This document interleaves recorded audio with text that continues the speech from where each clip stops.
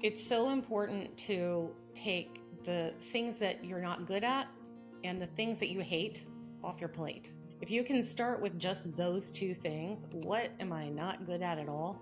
And what do I hate doing? Start offloading those. And once you see success as those things move away and that you have more free time to do things that are more effective to growing your business, that kind of gets you excited about what else can I get rid of.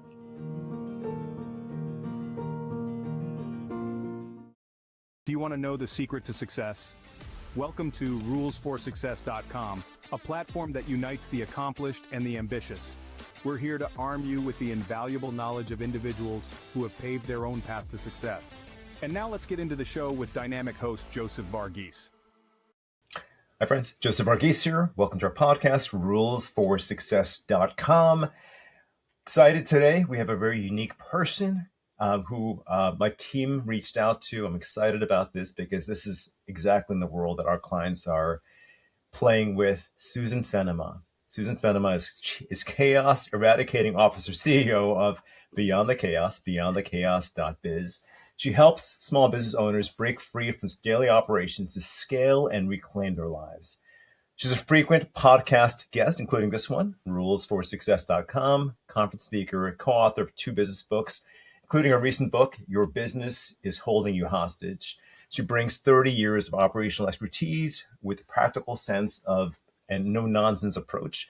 She's also a master at delegating. So I'm excited about this conversation because it took me years to get out of doing it all. And it took me years to really challenge my clients to get out of doing it all, to hire, to really focus on their zone of genius, to play more in life. And so I'm excited about this. You can tap into this whole podcast interview at rulesforsuccess.com. It goes on all our channels. We'll also mind map the summary. Love mind maps. Love seeing things organically come together like little trees with branches. So we'll see that there. Susan Fennema. So how are you today? I am great. Thanks so much for having me, Joseph. You're welcome. You're welcome. Well, I'm excited. I know you've worked with 250 plus businesses over the years, hundreds of businesses. I've seen your background. I've seen also look at profiles of people you hired in your team, chief of staff, your master delegation. What brought you on this journey? How did you get to this place of helping business owners get to where they need to be? You know, it took many years. I've worked for a lot of small business owners, and I always was the right hand woman. I was naturally process oriented, a natural project manager. I didn't even know what this was called. Even when I started my business back in 2016, I thought I was a project manager, but it's more than that. And luckily, COVID invented fractional COO and fractional, that word fractional, right? And I'm like, Yes. wait, that's what we do.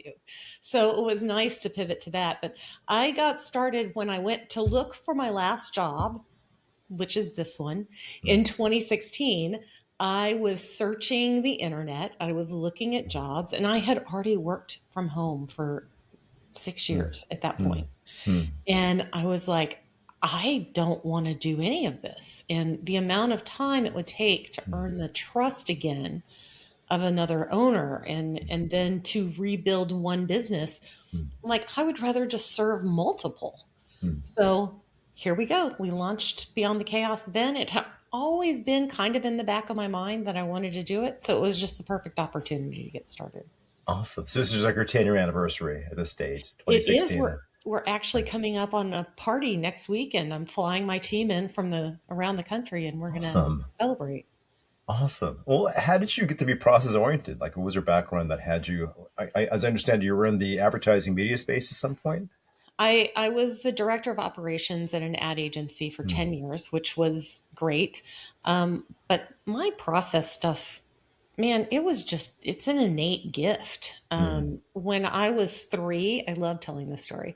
When I was 3, my mom used to sew a bunch of our clothes. And so she had this giant jar. I have it. I'm going to show you. Okay. Okay. I'm just seeing. She had this giant jar of buttons. Wow. You can see Okay. the buttons. Yes. Which is now on my desk. She would just dump the buttons out on the floor to keep me distracted while she sewed.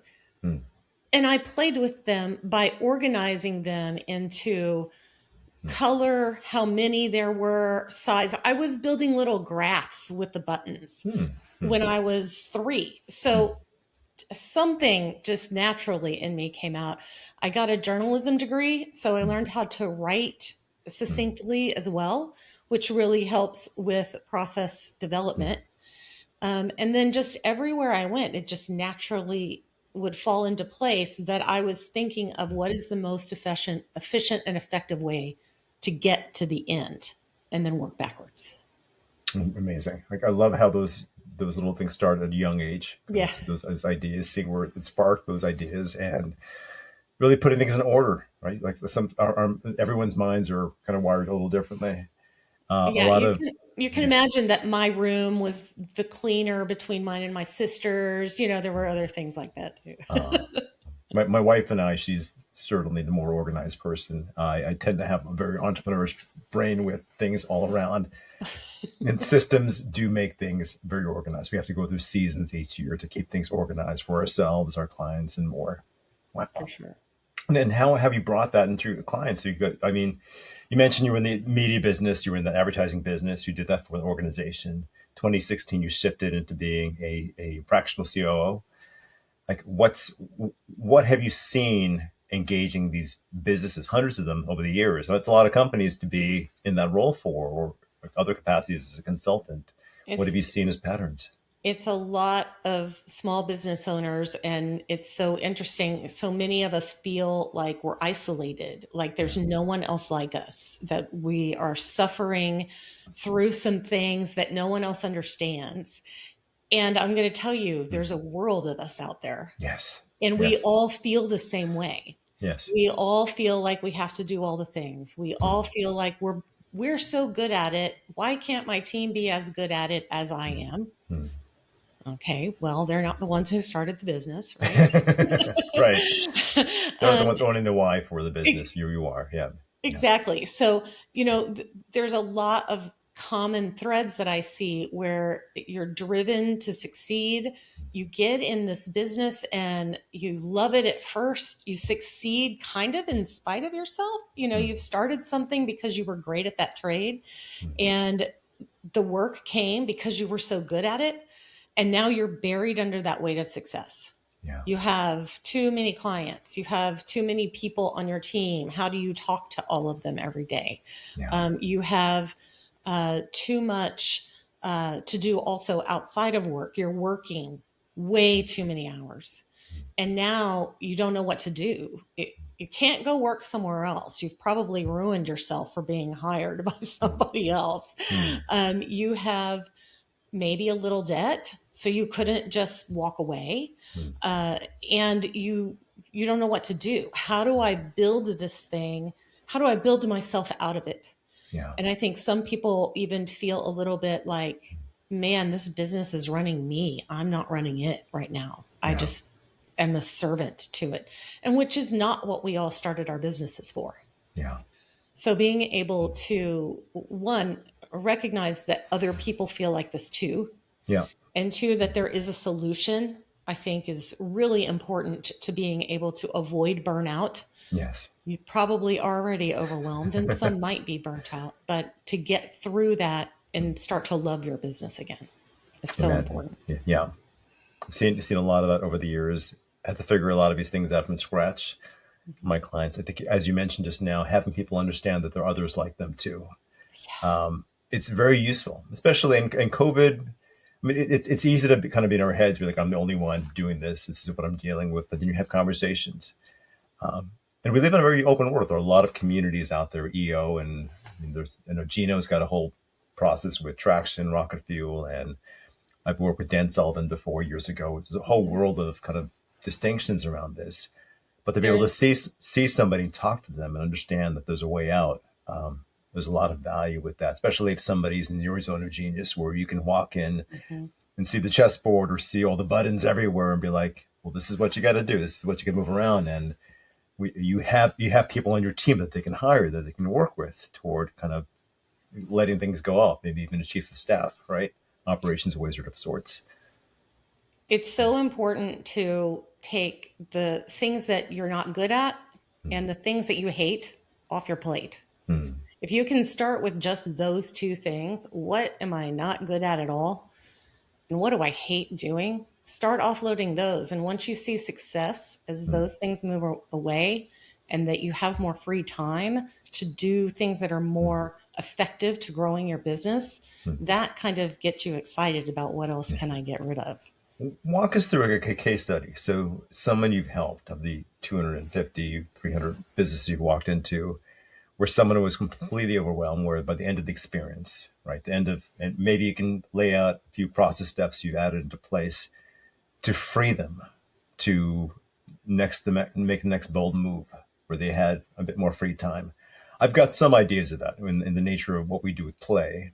I'm curious about your process for that, especially as this is natural to who you are as an organizational wizard. It's not natural to who I am. I've had to like learn this over the years, and I'm good at a bunch of other things that I'm really, really good at. But like, this is not something I'm fully natural at. Like when I wake up out of bed, I don't think about process and systems, and it's not an, it's trained in me.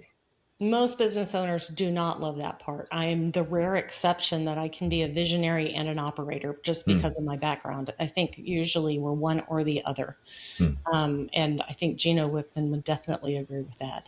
Hmm. Uh, what we start with, and I'll give you a great story of one of our clients. She came to us. She knew she needed an integrator. Hmm. She had been in a coaching group, and they had told her, "You need an integrator." She was running it and handling it all by herself, and I think she probably waited a little too long to engage us because by the time she did, she was very burnt out. Hmm. We were able to come in, take control of her technology Hmm. first, simplify it. We added some tools. She was using Asana Hmm. for her CRM. We're like, no, you really need a good CRM. Yeah. We were able to set up some structure in her tools so that there were some automations. We did change her out of Asana to teamwork.com, which is Hmm. our favorite project management tool, Hmm. because of the structure and the budgets that we could put in place to get her better data. Yeah. So we started with that, and then we took on more. We came into her really as a fractional ops manager and more. Hmm. So we started with the ops management stuff, and then also took on a chief of staff role. We took on Hmm. the a little bit of the HR from that standpoint, Wow. just from Yeah. they hire How big? interns How big? mostly. How big was your operation? How many They people? had 50 people when Okay. we stopped doing that part. She got bought, so Okay. good for her. Excellent. Yes. So we helped work through all of that with her, and then she was able to sit back for like 3 months and just she had a salesperson. Hmm. She didn't do anything, and she regained her love for her Yes. Yes. company while Yeah. she took that break from burnout. And Yeah. we were just able to run it for her to get through that. Wow. Once she came back in, she jumped into more marketing, growing the business, then was Yeah. able to sell it. So it was great.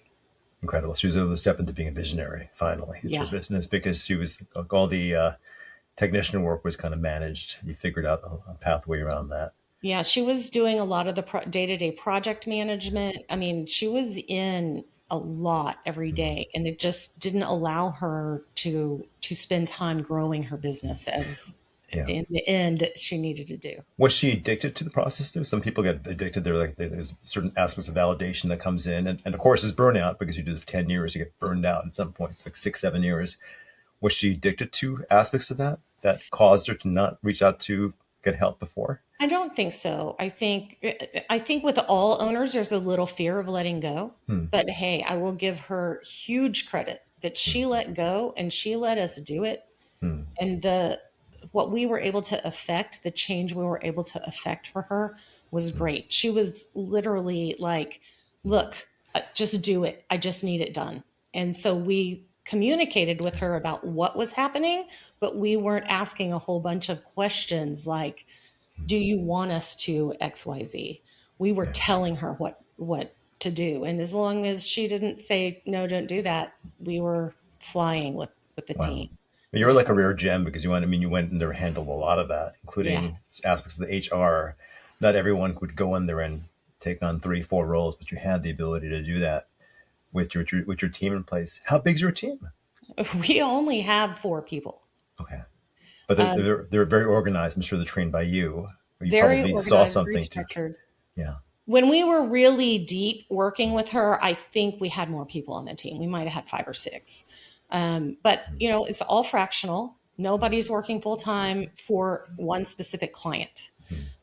So we feel like we're there all day to the client, even though we might only be working 1, 2 hours a day for them. They feel like we're there all day because we are working all day just for multiple people.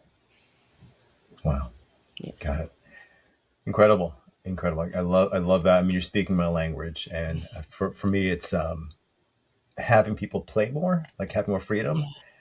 Yeah. I think, like a distinction that I learned years ago that helped me break out of this myself was just the idea of taking more vacations, like forcing myself to take. Again, Tim Ferriss talks about that in the 4 Hour Work Week, and all the greats talk about that. Just taking more time off and challenging people to take like an extra 3 days off a month, perhaps, and noticing the creative, critical thinking skills that allow them to come back to their business to make better choices as a visionary. Right? You mentioned that with your client. So that's quite extraordinary. Um, It's so important to take time away, truly unplugged, not just I have started working from the beach, to mm, actually enjoy the beach. yeah. And that's one of the things that we measure. One of our clients, we told him he really had to take a vacation, and he was hesitant. We told him we got it. We sent him off and we're like, you are unplugged. We changed the email password for him. Okay. So he I love couldn't that. even get in. We were Love checking that. it for him, but Love that. he felt comfortable because Mm, somebody was watching it, yeah. but he could go. And when he came back, he was so full of energy Mm, and creativity and ready to dig back in. He yeah. just needed a break. And I think that that is so important. Now, I will also say, if you are not prepared to take a 3 week unplugged vacation, Mm, please do not do it yeah. without Yeah. preparing, or you will maybe drive your business into the ground. But Yeah. start slow. Maybe it's Monday that you Mm. take off, and then maybe you add some more days over time so you can build up to a longer time off. So, what would you recommend for a smaller business? Let's say 10 people, an operation where there's burnout evident with a leader. Who would they hire? Would they hire someone like you in the situation? Would they hire somebody else? Would they get a virtual assistant? Would they look for a chief of staff or an administrator in some other way, some form? What would you recommend there? I think all of what you've suggested are good, but if you hire someone like us where we come in, we can help you figure out who is that person, what Hmm. is that role, what do they need to fill, Hmm. what should come off your plate. That's one of the Yeah. first exercises we do, is what is on your plate as the owner. Yeah. And then back to what I said earlier, what do you hate? What do you love? What are Yeah. you horrible at? Let's Yeah. get some of the bad stuff off first and then dig into just things you shouldn't be doing, things that are Yeah. taking your time, that are more admin level work. And then, do you need a project manager? Do you need a virtual assistant? Do you need a full ops manager and a project manager? Yeah. For the first client I was telling you about, we actually filled integrator role, we filled ops management, SaaS ops management, Wow. and executive assistant, and we were back up project management. So you might need all those roles, and they are all different. I think one of the Yes. mistakes a lot of small business owners make is, I have too much to do, it's too much admin, I'm just going to hire a virtual assistant. Yeah. And then after they've gone through 5 or 6 of them, Hmm. they say it doesn't work. Yeah. But the issue is more, is it the right, have you filled the right role? Yeah. And do they know what to do without your involvement, Right. which is where process comes involved. Yes. Yeah. Yeah. Very, very, very well said. I mean, VAs are great, but simply having somebody come on board who can take ownership of the business in specific roles is very vital. Sometimes you don't often get that in remote workers versus somebody local. Um, That can yeah. be too. I mean, we work a lot with virtual businesses. We are Mm, virtual. mm, I think one of the things that people think, they're like, my virtual assistant can do all this. Okay, mm. well, no, the assistant job is specific. Yeah. Some people think, oh, I don't need a project manager. My software developers or my creatives can handle their own. Okay, well, there is a reason there's a profession called project management, and Yes. it's usually because those people aren't very good at it. Yeah. So they're doing it, and they're probably causing more problems than they're solving. So, all of those roles are different. And so when Mm, you try to say, oh, I want my project manager to be my ops manager, okay, mm, well, that's not really their job either. They don't write process, they mm. follow it. Yeah. They don't identify and research software tools, they work in them. Yeah. So making sure that you know what all the roles are is really important too. Do you find it useful to have the leader and members of the team take personality tests to kind of clarify what their zone of genius is, whether it be Colby or DISC or Enneagram, anything of that sort? We don't do that as part of what we do, but we do recommend, if you're interviewing and hiring Mm, someone, something like that is useful. We do the same thing. We use High Five. It mm. just identifies your top five skill sets Yeah. essentially, and that's a quick look for us. Other people will live and die by them. Yeah. That they're really looking at, does the strength finder fit the role that I need them to fit, and I think that is good if you know exactly what you're looking for. But I think a lot of people too are like, okay, here's the personality test. They seem okay. So if that's all you're doing, it's not going to be very useful to you. Yeah. Yeah. There's got to be commitment, buy-in to what you're doing, Yeah, and other facets of like values and like, understanding them a little more deeply, I for would sure. imagine. Yeah. Got it. Got it. Like, how has the world of AI shifted work you do? Because of course I mean, it's fascinating. Like we embraced AI early on, and then over the past even 6 months, things have shifted. Like with Claude Cowork, OpenClaw, these Mhm. products that, in some cases, they can replace employees in their tasks, or they can build better check-ins, better dashboards, things of that sort. How has AI played into the work you do? I'm So curious. a lot, actually.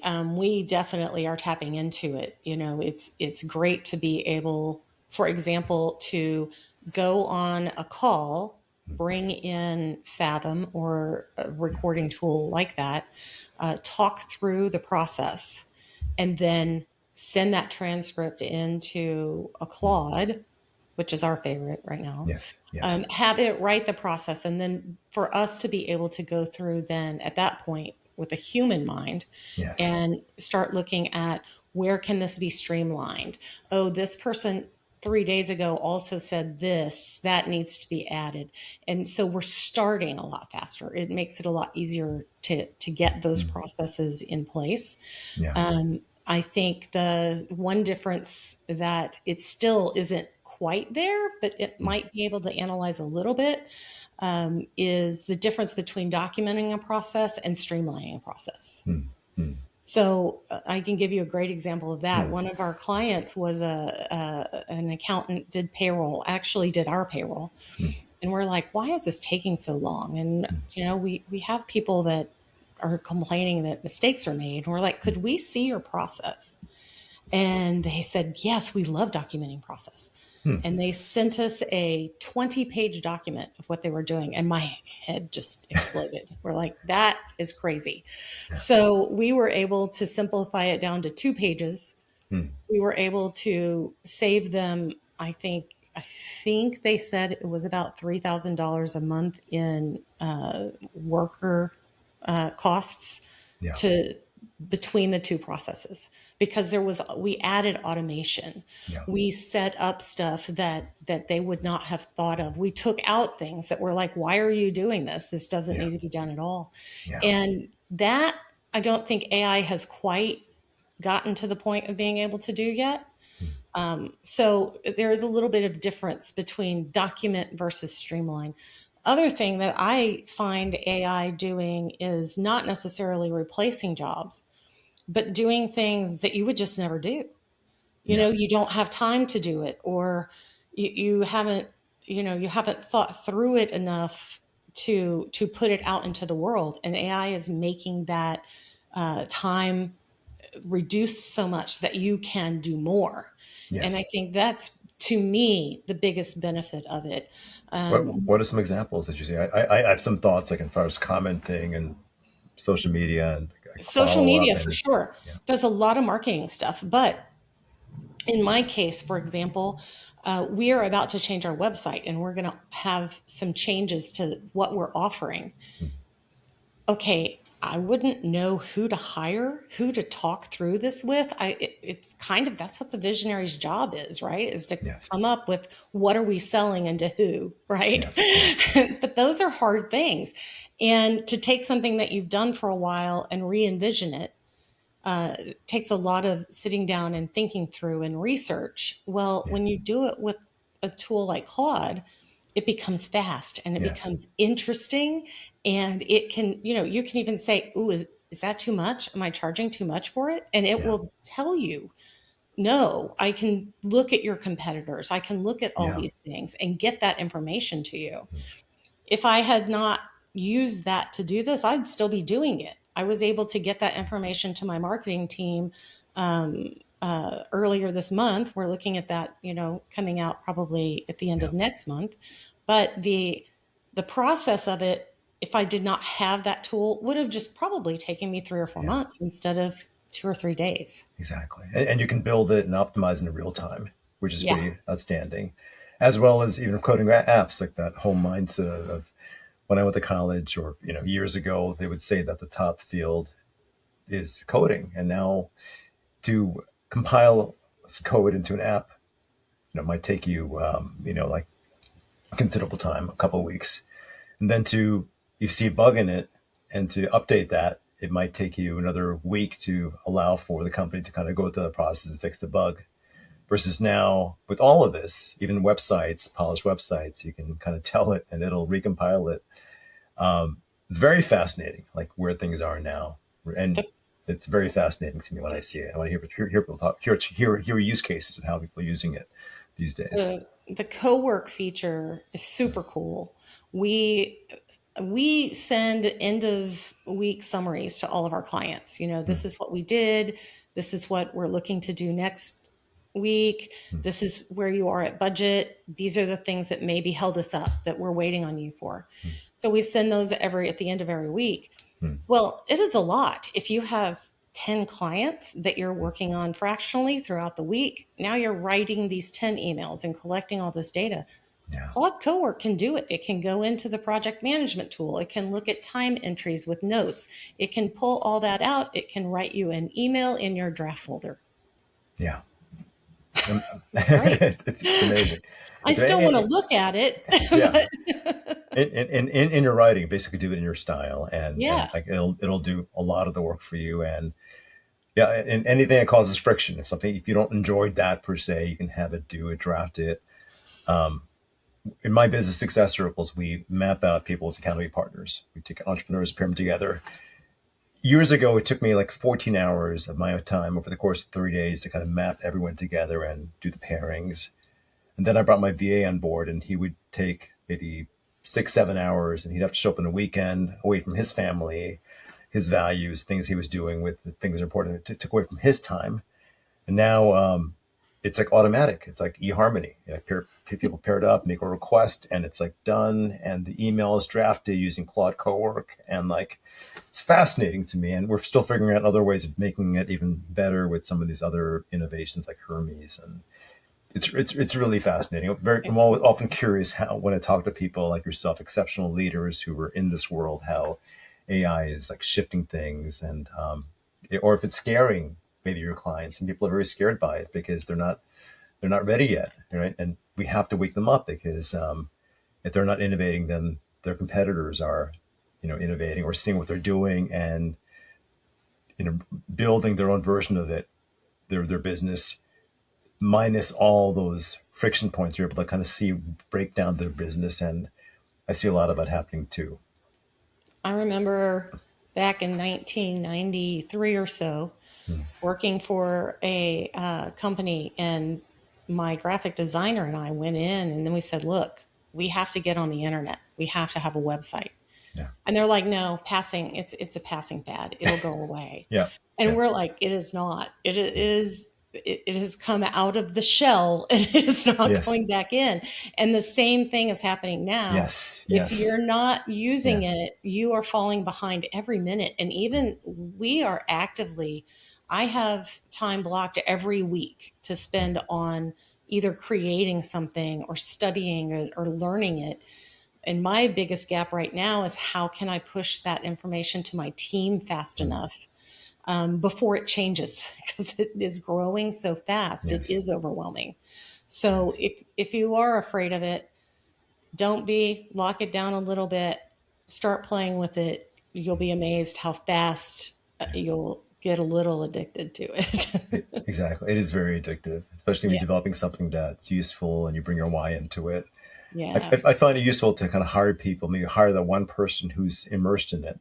So you kind of, we become forced to kind of adopt it because you've got somebody with all this energy who's immersed in that. Like maybe they have more gray matter where they're able to kind of see these things better than we can. And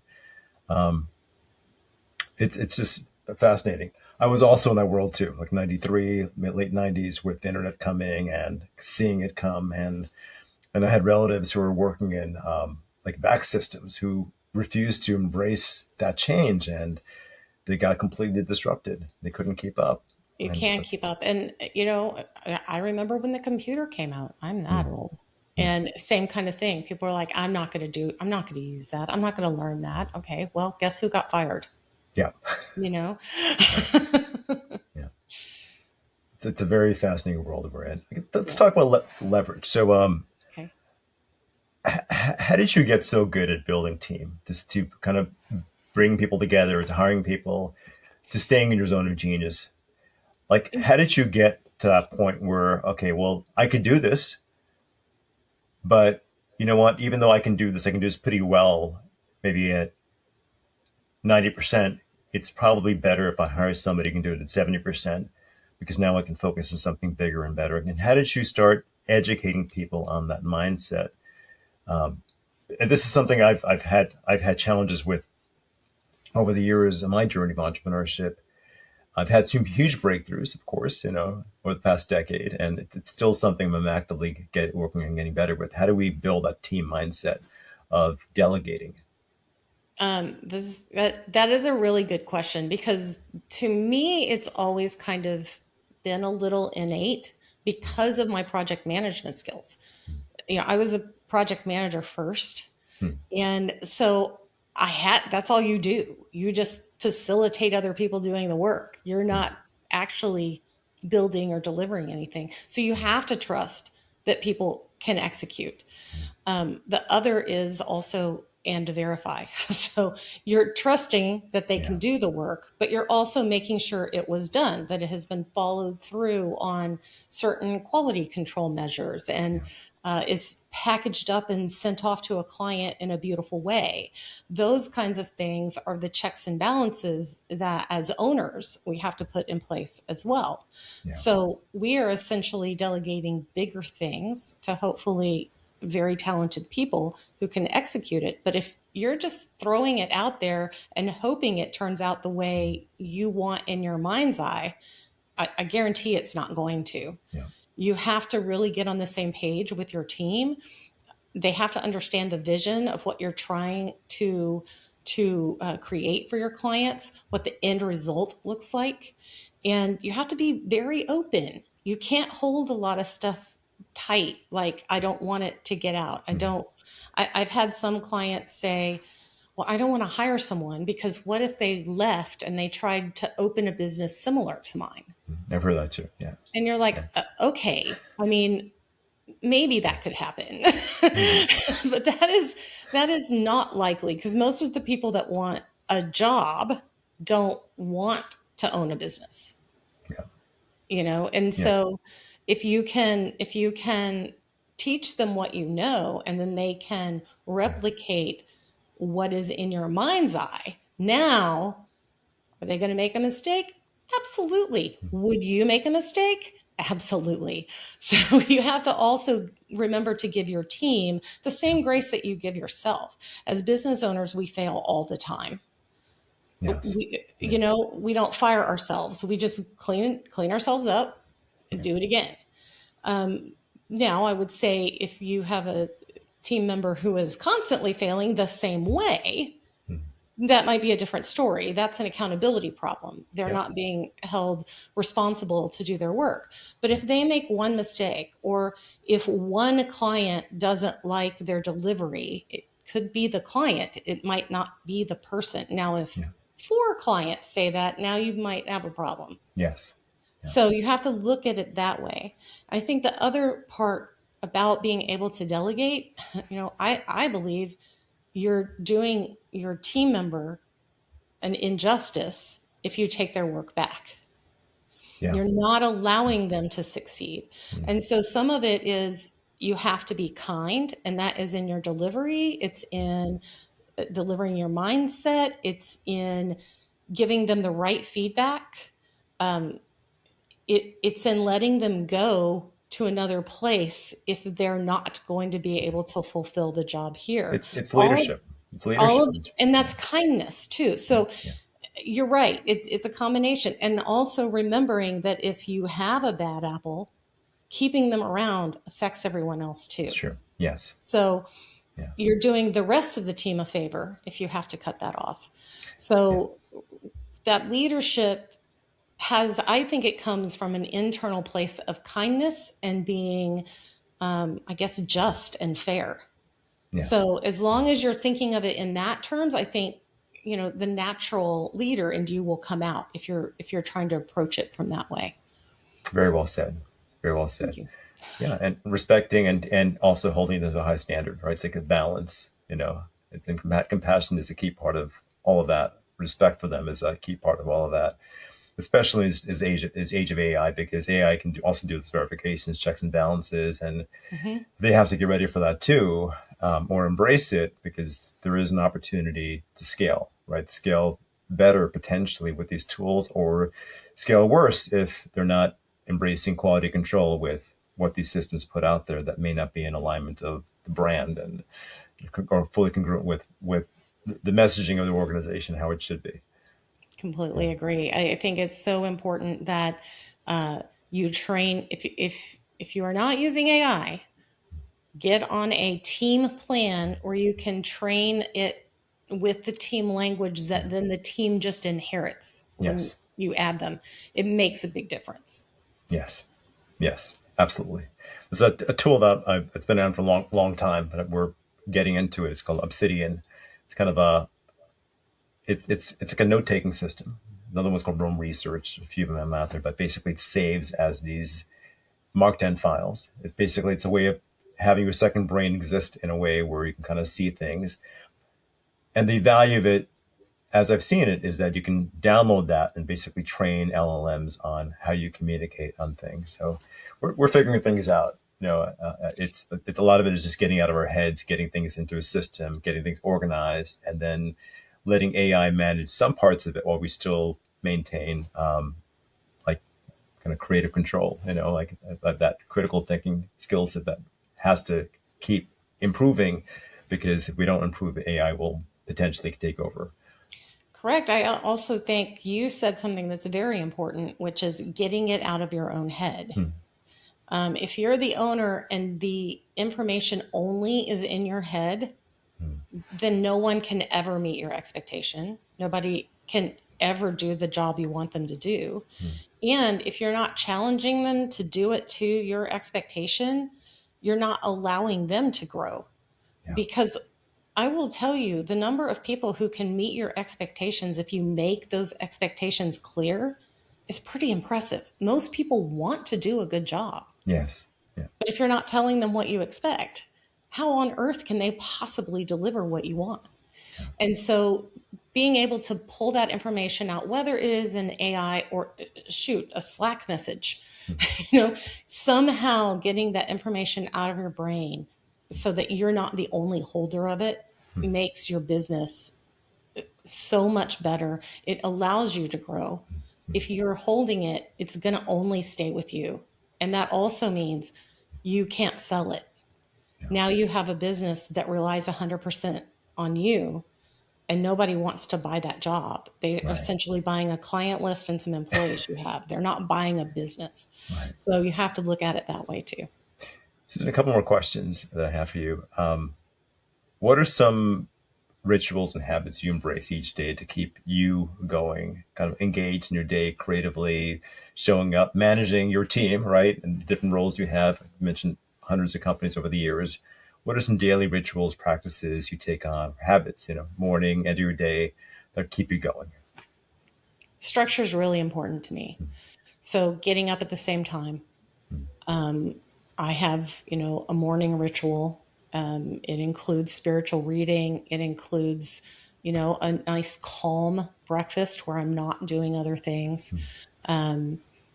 I have a back injury right now, but otherwise there's working out and exercise in there.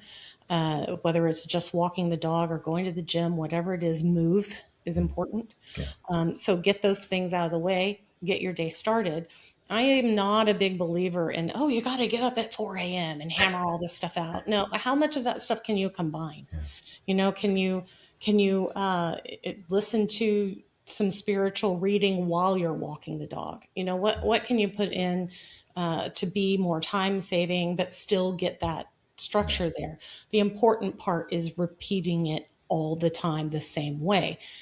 I find that, like, if something happens, power goes out, my phone didn't charge, the alarm doesn't go off, and I'm up late, my day just feels like a disaster. I just Yeah. can't get into it.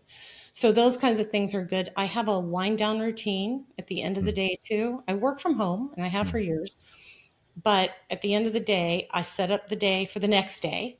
mm. So, make sure that I'm all aligned. And then I make dinner. I love to cook. And so moving into another room and performing something that is a little creative and done out of love for my family helps me transition from work to home life while I'm Love that. in my home.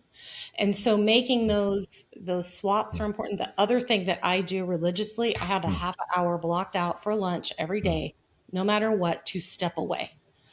mm. I think those types of things are important to work into your day.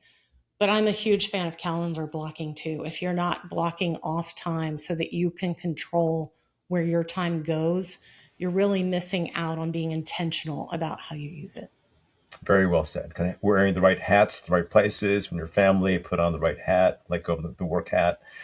Consistency, structure, getting up. It's at the same time, and all time blocking. Maybe even Yep, color coding the calendar. Really, really good. Really I good. love that. Really One good habits. one thing that is important for all of that is for us as business owners to remember that our day starts the night before with Mm, sleep. mm. And so if you're not getting enough sleep, if you're not going to bed at a reasonable time, that can really cut down on your productivity. Very, very well said. Mhm. Very well said. 1000%.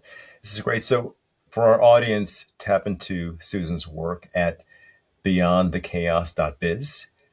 Yep. Susan, any other way that members can find you? I know you have a book called Their Business is Holding You Hostage. Anything else you want to share about what you're up to?